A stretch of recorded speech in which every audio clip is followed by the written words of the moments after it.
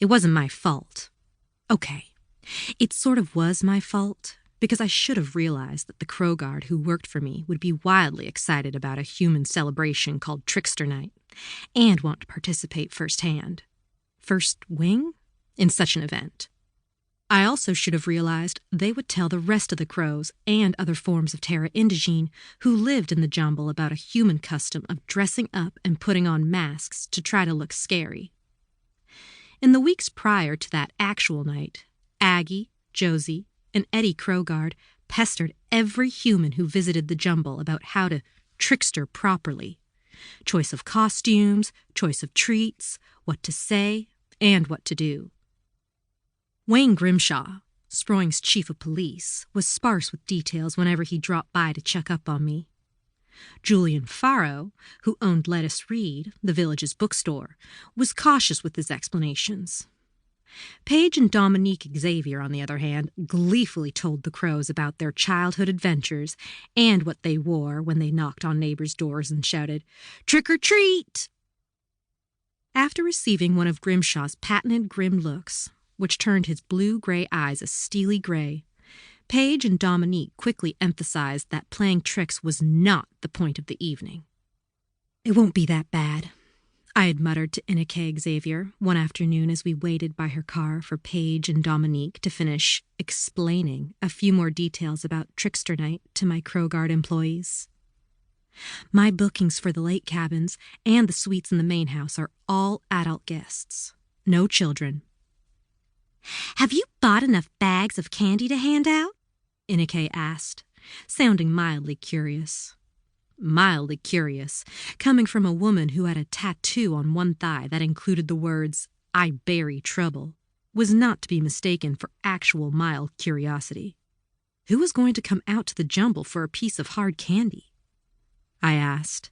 "Pops Davies mentioned that you hadn't come by the general store to pick up the bags of candy he set aside for you. Small chocolate bars." I blinked. Chocolate? Really? Ever since the Great Predation, a terrifying time last year when the elders and elementals swept over the world and seriously thinned the human population as retaliation for the humans' first and last movement starting a war and killing shifter forms of terra indigene, some things weren't as readily available as they used to be, and that included small bars of chocolate. I could put out some of the chocolate for my guests and keep a stash for myself for the times when I needed a reward for getting through a difficult day. I made a mental note to call Pops and let him know I was interested in the chocolate so he wouldn't sell it to someone else. "You're fully booked for the days before and after Trickster Night?" Ineke asked, still sounding mildly curious and calling me back from my distraction by chocolate. Yes. I had been fully booked for weeks, so I hadn't thought there was anything unusual about these reservations since we were just coming to the end of our peak tourist season and still required a 3-day minimum reservation.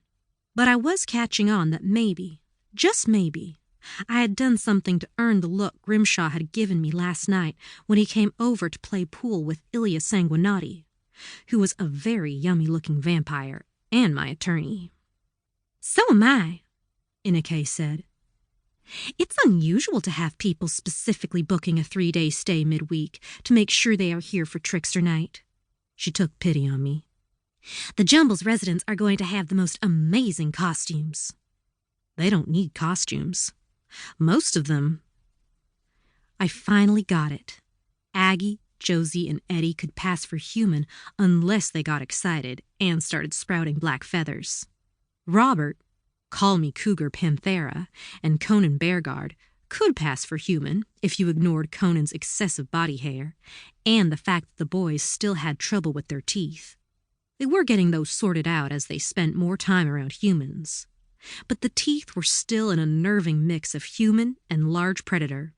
As for the rest of the Jumble's terra indigene residents, the between form isn't fully an individual's animal form, and it isn't fully human.